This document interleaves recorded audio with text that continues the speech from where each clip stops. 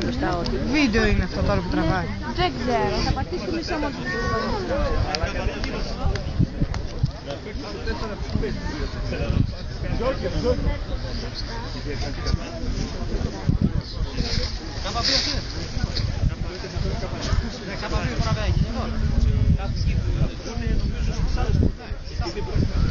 Μποντισό. Τώρα βγήκε να βγάλει για να βγάλω φωτογραφία.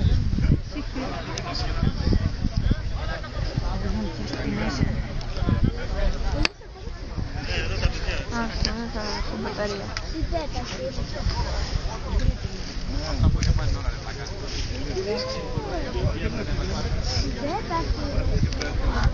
Θα μάθω Γιάννη.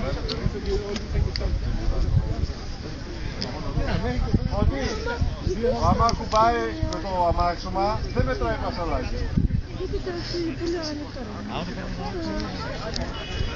Με τι μετράει, με τη μουρή? Όχι, με τη ρόδα. Με τη ρόδα. Με τι μετράει? Είναι όσοι θέλεις να μην το κάνουμε τελείως αυτό ρε παιδί μου. Τις λάσπες. Μόνο ρόδα. Μόνο ρόδα.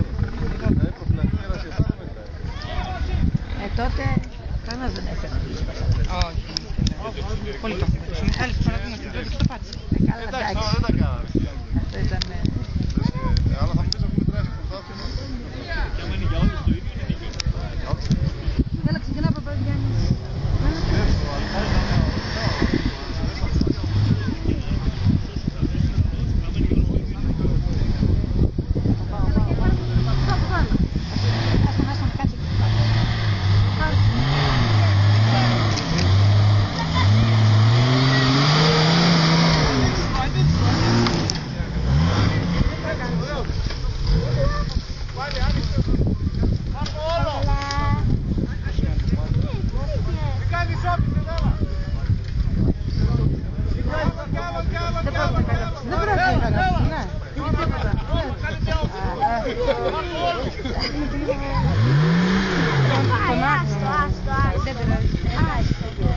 Πρέπει να μπει μέσα εδώ.